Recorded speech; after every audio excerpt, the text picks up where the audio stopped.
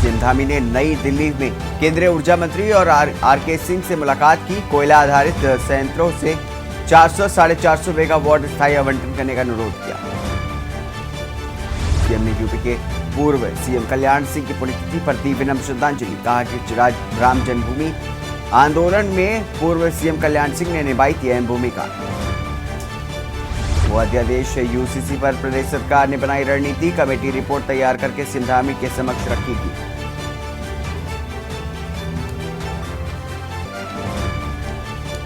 प्रदेश कांग्रेस अध्यक्ष करण मेहरा ने सीएम धामी के बयान पर किया पलटवार। कहा भारतीय जनता पार्टी राहुल गांधी की लोकप्रियता से भयभीत। उत्तराखंड क्रांति दल के 17 सितंबर को गैरसैंण में 21वें द्विवार्षिक महाधिवेशन में अधिसूचना जारी। महाधिवेशन में केंद्रीय अध्यक्ष का होगा चुनाव। मौसम विभाग ने देहरादून सहित 10 जिलों में भारी बारिश और अन्य जिलों में बारिश का अलर्ट जारी किया है। बता दें कि प्रशासनिक अधिकारियों को सतर्कता बरतने के निर्देश। आप देख रहे हैं के न्यूज, खबरों का सारथी। नमस्कार, स्वागत है आपका। आप देख रहे हैं खबर उत्तराखंड। मैं हूं आपके साथ हारिस। सबसे पहले आपको खबर बता दें राजधानी देहरादून से, जहां पर उत्तराखंड में खराब मौसम की चेतावनी जारी की गई है। बता दें कि देहरादून समेत 5 जिलों में जम करके बादल बरसेंगे। बताया जा रहा है कि 23 से 24 अगस्त को प्रदेश में भारी बारिश का अलर्ट जारी किया गया है। वहीं बारिश के चलते आज चंबा जिले के सभी स्कूल बंद।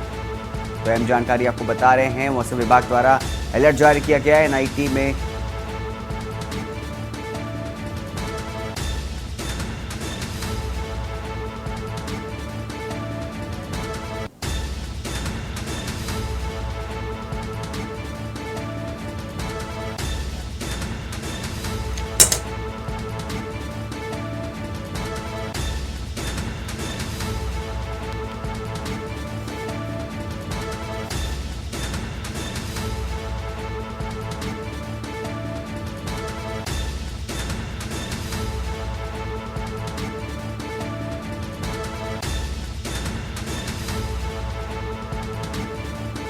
तो हवाई टिकटों की खरीद में धोखाधड़ी। देहरादून से हम जानकारी बता रहे हैं आपको। एनआईटी में नवंबर 2011 में निदेशक एनआईटी के कुल सचिव की पूर्व निदेशक प्रॉपर्टी डी बता दें कि थोराट के खिलाफ केस दर्ज हुआ है। हवाई टिकटों की खरीद में धोखाधड़ी का गंभीर आरोप लगाए पूर्व निदेशक एचटी थोराट के खिलाफ केस दर्ज। हवाई टिकटों की खरीद में धोखाधड़ी का गंभीर आरोप। वहीं एनआईटी में नवंबर 2011 में निदेशक बने थे थोराट। बता दें कि एनआईटी के कुल सचिव की तहरीर पर पूर्व निदेशक पर केस दर्ज। तो अहम जानकारी आपको बता दें, देहरादून से जहां पर पूर्व निदेशक प्रोफेसर एचटी थोराट के खिलाफ केस दर्ज। हवाई टिकटों की खरीद पर धोखाधड़ी का गंभीर आरोप लगा है। एनआईटी में नवंबर 2011 में निदेशक बने थे थोराट। एनआईटी के कुल सचिव की तहरीर पर पूर्व निदेशक पर केस दर्ज।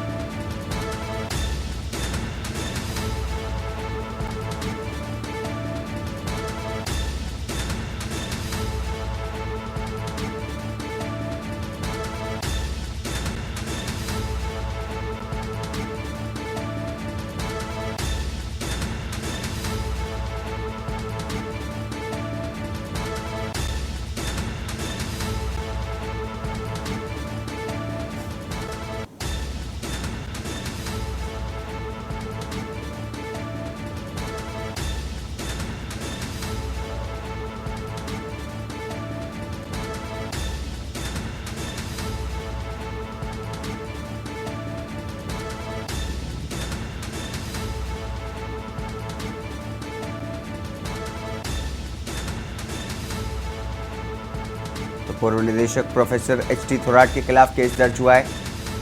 बता दें कि हवाई टिकटों की खरीद में धोखाधड़ी का गंभीर आरोप लगा है।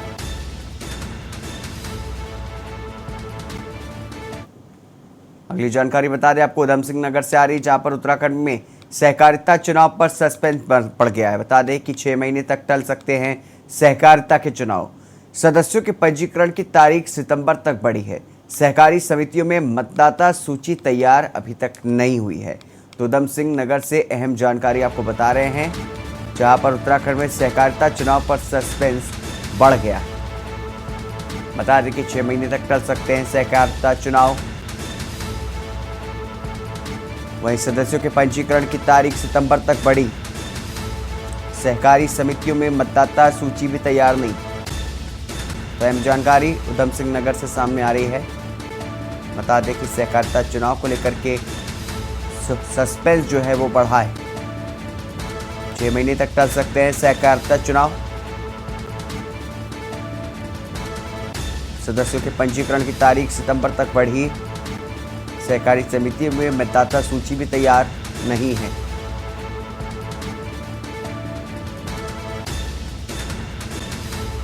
उधम सिंह नगर से खबर, जहां पर उत्तराखंड में सहकारिता चुनाव पर सस्पेंस बढ़ा।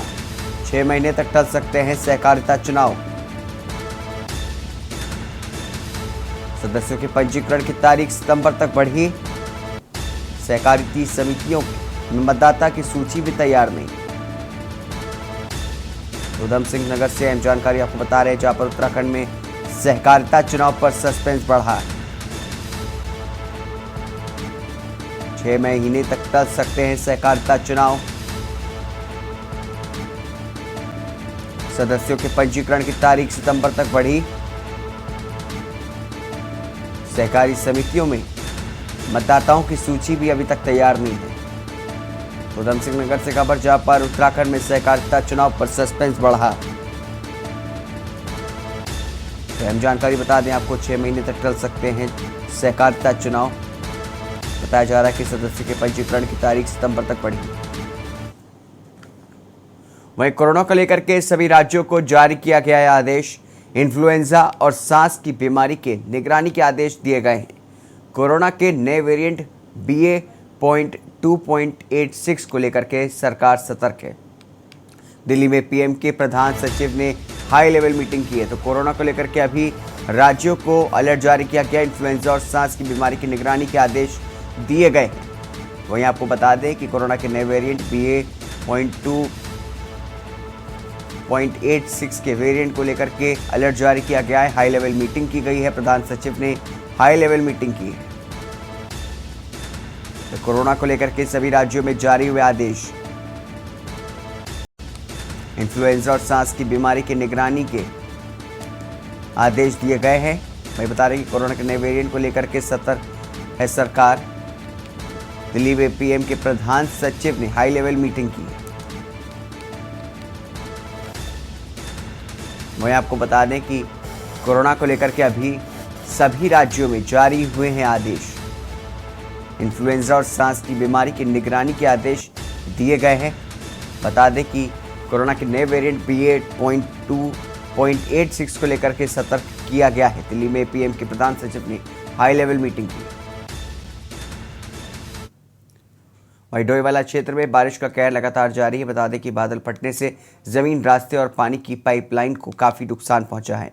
ग्रामीणों का आरोप है कि भूमाफियाओं द्वारा गदेरे में अवैध रूप से कब्जा करके प्लॉटिंग की गई है। बारिश और बादल फटने से आए दिन पानी ने भूमाफियाओं की प्लॉटिंग में अपना रास्ता बना करके आबादी की ओर रुख कर दिया है। अब ग्रामीणों के साथ ग्राम प्रधान ने शासन प्रशासन से उचित कार्रवाई की मांग करके रास्ते और पाइपलाइन की मरम्मत की मांग की है। एसडीएम ने सूचना मिलते ही प्रभावित क्षेत्र का निरीक्षण करके जल निगम और सिंचाई विभाग के साथ ही संबंधित विभाग को तत्काल क्षेत्र में समस्याओं के निराकरण के लिए काम करने के निर्देश दिए।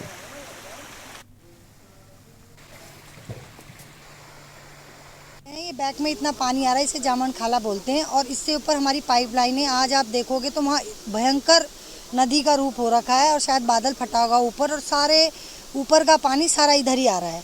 तो हमारी पाइपलाइन तो पूरी ध्वस्त हो गई है। और हमारा एक यहाँ पर एक पानी का बहुत अच्छा स्रोत था, वो भी दब गया है। उसके अलावा इससे यहाँ पर चलते हुए आबादी है।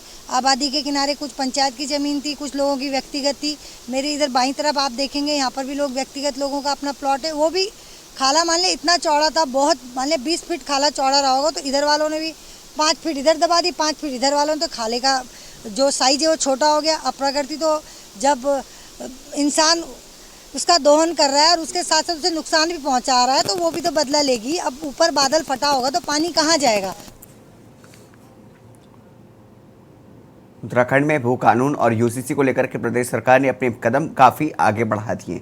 बता दें कि प्रदेश में यूसीसी को लेकर के गठित की गई कमेटी ने अपनी रिपोर्ट तैयार कर ली। बता दें कि जल्द ही ये रिपोर्ट मुख्यमंत्री पुष्कर सिंह धामी को सौंप दी जाएगी। वहीं भू कानून पर सरकार कार्य कर रही है। प्रदेश के कैबिनेट मंत्री प्रेमचंद अग्रवाल का कहना है कि यूसीसी को लेकर के सरकार ने कदम काफी आगे बढ़ा दिए हैं और जल्द ही इसके परिणाम भी सामने आएंगे। वहीं उन्होंने कानून को लेकर के कहा कि प्रदेश में इस समय जो स्थिति दिख रही है उसके तहत प्रदेश में भू अध्यादेश को शीघ्र लागू करना बहुत जरूरी हो गया है।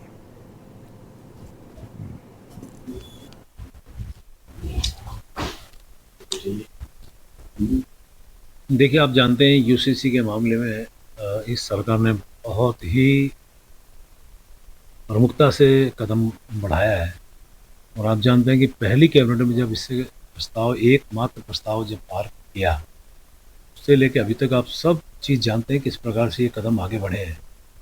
और मैं कह सकता हूँ कि माननीय मुख्यमंत्री जी आदरणीय धामी साहब ने इसके लिए जो प्रयास किए हैं, मैं उनका धन्यवाद कर रहा हूँ।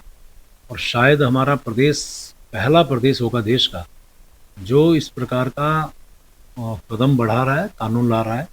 और बहुत जल्द उसमें हम लोग सरकार की ओर से मैं कह सकता हूँ बहुत जल्द उस पर निर्णय होने वाला है। वहीं हरिद्वार से रुड़की पहुंची स्वास्थ्य विभाग की टीम ने प्रशासन की टीम के साथ रुड़की क्षेत्र में बिना रजिस्ट्रेशन व बिना डॉक्टरों के अवैध रूप से चल रहे अस्पतालों पर ताबड़तोड़ कार्रवाई की है। वहीं टीम की भनक लगते ही रुड़की क्षेत्र में अवैध रूप से अस्पताल चला रहे संचालकों में हड़कंप मच गया। बता रहे कि कुछ अस्पताल स्वामी अपने अपने अस्पताल बंद करके मौके से रफू चक्कर हो गए। इस दौरान टीम का प्रतिनिधित्व कर रहे एसीएमओ हरिद्वार डॉक्टर अनिल वर्मा ने बताया कि पिछले लंबे समय से सूचना मिल रही थी कि रुड़की क्षेत्र में अवैध रूप से अस्पताल चल रहे हैं, जिनको लेकर के आज क्षेत्र में ऐसे अवैध अस्पतालों के खिलाफ अभियान चलाया गया, जिसके अंतर्गत उप कारागार के सामने जनजीवन हॉस्पिटल व आजाद नगर चौक के पास मेडविन हॉस्पिटल पर टीम पहुंची। वहीं दोनों ही अस्पतालों में डॉक्टर मौजूद नहीं थे, साथ अस्पतालों पर मौजूद कर्मचारी रजिस्ट्रेशन संबंधित कागजात भी नहीं दिखा पाए। उन्होंने बताया कि अस्पतालों में जिन डॉक्टरों के नाम के बोर्ड लगे हैं वो डॉक्टर भी मौजूद नहीं मिले, जिसको लेकर के जनजीवन हॉस्पिटल और मेडविन हॉस्पिटल को मौके पर ही टीम ने सील कर दिया।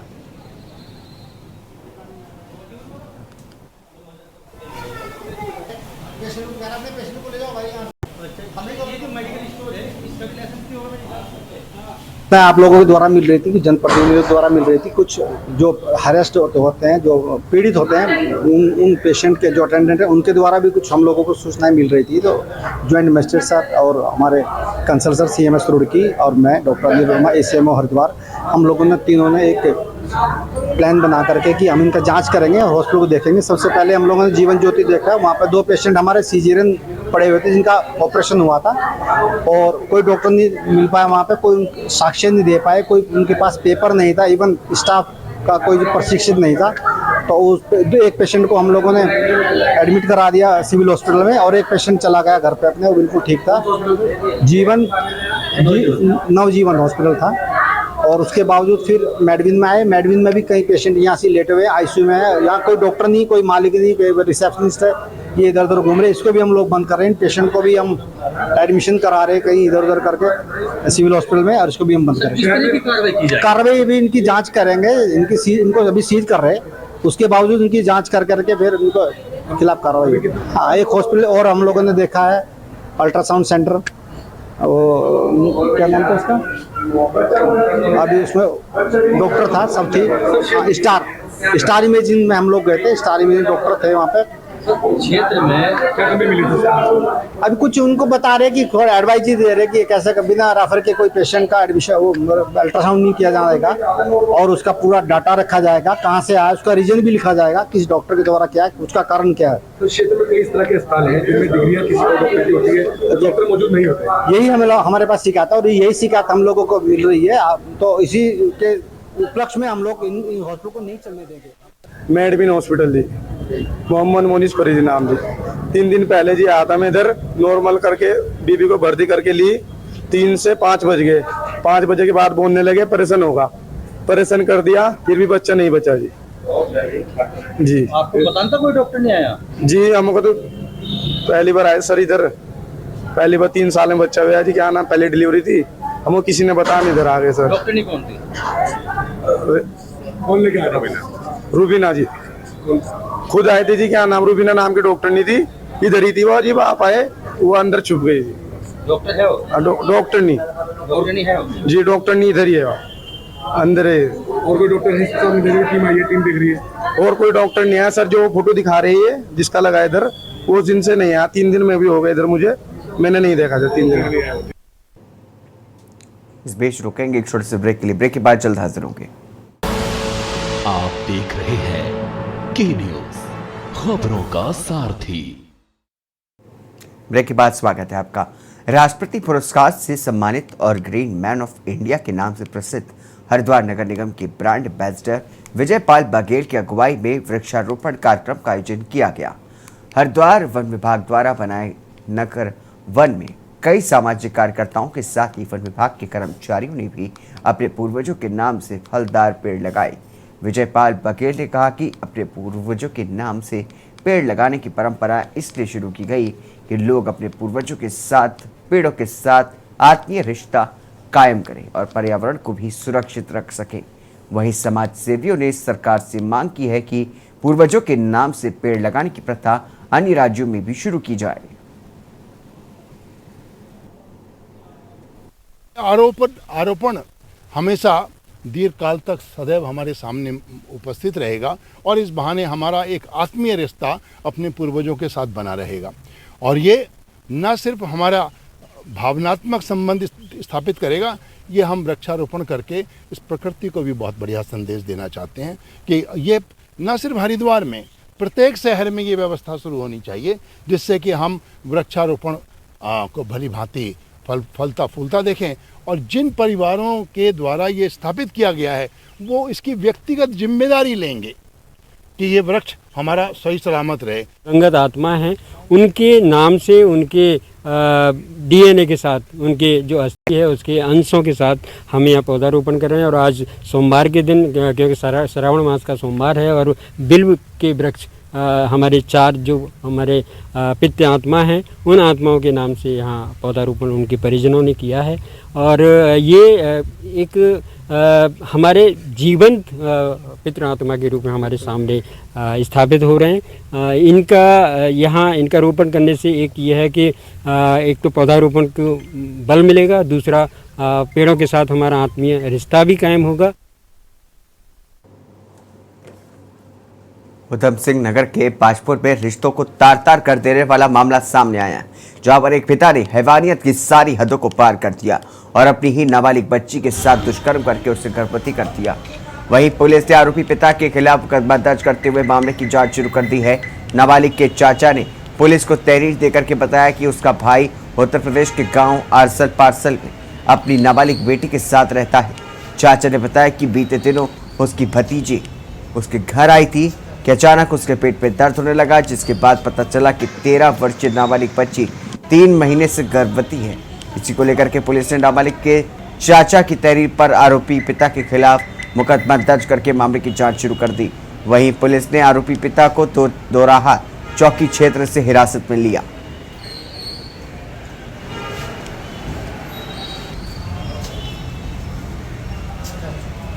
हाँ, ये थाने में नाबालिग बच्ची जिसकी उम्र 12 साल की है, उसके चाचा के द्वारा कोतवाली बाजपुर में एक तहरीर दी है कि इसी के स्वयं के पिता के द्वारा इसके साथ जो है शारीरिक संबंध बनाए थे, जिसमें ये इसका गर्भवती होना पाया गया था। संबंधित धाराओं में जो है थाने में अभियोग पंजीकृत कर दिया गया है। लड़की का मेडिकल कराया जा रहा है तथा अभियुक्तों को गिरफ्तार करके उसको न्यायिक हिरासत में जेल भेजा जा रहा है। मैं बता दें कि हरिद्वार जिले में बहुजन समाज पार्टी में सब कुछ ठीक ठाक नहीं चल रहा है। अपने आप को बसपा का जिला प्रभारी बताने वाले सतपाल जायसवाल ने रुड़की के प्रशासनिक भवन में एक पत्रकार वार्ता के दौरान बसपा प्रदेश प्रभारी, प्रदेश अध्यक्ष और जिला अध्यक्ष पर पार्टी में तानाशाही के गंभीर आरोप लगाए। उनका आरोप है कि बसपा संगठन के बड़े नेता बसपा को नुकसान पहुंचाना चाहते हैं, जिसका ताजा उदाहरण बसपा से सोनिया शर्मा को बसपा से निष्कासित करना है, जबकि सोनिया शर्मा के पति उमेश कुमार लगातार दलितों का समर्थन करते हैं, जिसकी बानगी उन्होंने पेड़ला गांव में भी हुए प्रकरण में दिखाई थी। बता दें कि आज दलित समाज उमेश कुमार के साथ है। उन्होंने कहा कि सोनिया शर्मा की पार्टी से निकालने का बसपा को भारी नुकसान उठाना पड़ेगा, लेकिन वो मरते दम तक बसपा में ही रहेंगे। बहुजन समाज पार्टी का ग्राफ कुछ दिन पहले डाउन थोड़ा हुआ था, मगर बहुजन समाज पार्टी में आस्था रखते हुए बहन सोनिया जी जो आई हैं, लोगों का मनोबल बढ़ा। जैसे ही बेलडा कांड हुआ उसमें दलित समाज और दलित समाज की नहीं, सभी पिछड़े लोगों की, अल्पसंख्यकों की, सबकी मदद करते रहे। उमेश कुमार उनकी पत्नी लोकसभा प्रभारी बना दी गई और महासचिव बना दी गई। वहीं बता दें कि सोमवार को सितारगंज कोतवाली पुलिस को बड़ी सफलता हाथ लगी है। पुलिस ने चेकिंग के दौरान कार सवार 2 तस्करों को गिरफ्तार किया। उनके कब्जे से 11 पेटी प्रतिबंधित सिगरेट बरामद की गई। अंतर्राष्ट्रीय बाजार में इसकी कीमत 57 लाख रुपए बताई जा रही है। तस्कर ई सिगरेट नेपाल से लेकर के आए थे और क्षेत्र के युवाओं को बेचने की फिराक में थे। चेकिंग के दौरान पुलिस को कार संख्या यूपी 26 AD 6886 से कुल 11 पेटी प्रतिबंधित ई सिगरेट बरामद की गई है। बता दें कि पुलिस ने कार सवार खटीबा के रहने वाले नाजिम खान और अफरोज को गिरफ्तार कर लिया है। बता दें कि एसपी सिटी मनोज कतियाल ने बताया कि तस्करों को गिरफ्तार करने वाली पुलिस टीम को 2500 इनाम देने की घोषणा भी की गई है। साथ ही एसपी सिटी ने युवाओं को नशे से दूर रहने की अपील की है। उन्होंने बताया कि कांस्टेबल जगदीश लोनी और कांस्टेबल अर्जुन सिंह का नाम पुलिस ऑफ द मंथ के लिए भेजा जा रहा है।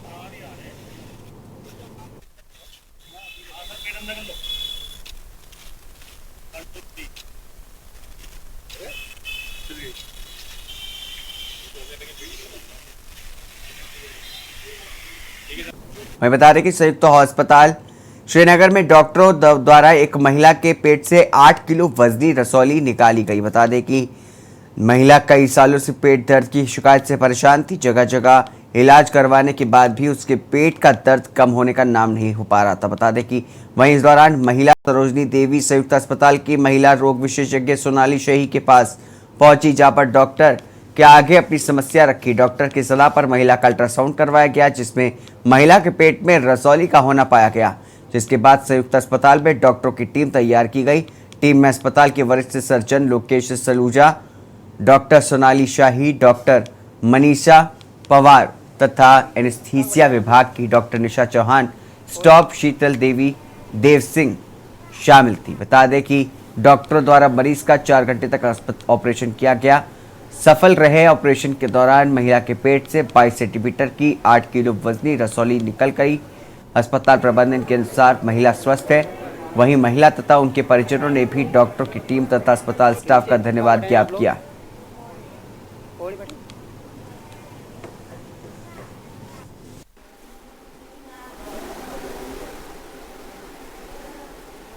मरीज को अत्यधिक महामारी की समस्या लगभग 6 महीने से थी। दिक्कत उसको 1 साल से थी, लेकिन समस्या ज़्यादा बढ़ी थी 6 महीने से, और पेट में एक गांठ थी जो लगातार बढ़ती जा रही थी। मरीज़ मुझे दिखाने आई, मैंने उसको अल्ट्रासाउंड की सलाह दी। अल्ट्रासाउंड कराया तो उसमें 22 सेंटीमीटर की गांठ निकली। फिर मैंने सारी जांचें कराई, मरीज़ को खून की कमी निकली। खून की कमी की वजह से फिर हमने इसे ब्लड चढ़ाने का निर्णय लिया। ब्लड ग्रुप O नेगेटिव था मरीज़ का, जो हमें मिलने में समस्या हो रही थी। रसौली थी, हाँ, तो हमने डॉक्टर से चेकअप कराया, तो डॉक्टर ने अल्ट्रासाउंड किया तो उसमें रसौली थी। 2-3 साल से उनको दिक्कत हो रही थी, तो हमने सोनाली मैम का नाम सुना कि सबने बोला कि अच्छी मैम है, तो हमने उनका इंतज़ार किया। मंगलौर से आपको खबर बता दें, जहां पर सड़क दुर्घटनाओं पर लगाम लगाने के लिए वरिष्ठ पुलिस अधीक्षक के आदेश पर हरिद्वार पे CPO यातायात पुलिस और स्थानीय पुलिस की संयुक्त टीम द्वारा चेकिंग अभियान चलाया गया। ट्रिपल राइडिंग, शराब पीकर के वाहन चलाने वाले और हाईवे पर ई रिक्शा के खिलाफ कार्रवाई करने में जुट गए। मंगलौर में संयुक्त टीम द्वारा वाहन चेकिंग अभियान चला करके दर्जनों लोगों की चालान काटे गए, जिससे कि ई रिक्शा चालकों में हड़कंप मच गया। बता दें कि यातायात पुलिस अधीक्षक राकेश कुमार रावत ने बताया कि हाईवे पर सड़क दुर्घटना के मामले लगातार बढ़ते जा रहे हैं, जिसमें अधिकतर लापरवाही के कारण सड़क दुर्घटना में लोगों की मौत हुई है। बिना हेलमेट वाहन चलाने, यातायात नियमों का पालन न करने वाले लोगों के खिलाफ कार्रवाई की जा रही है। जनपद हरिद्वार में अभियान चलाया जा रहा है और साथ ही लोगों से अपील की जा रही है कि यातायात के नियमों का पालन करें, ताकि सड़क दुर्घटनाओं पर लगाम लग सके।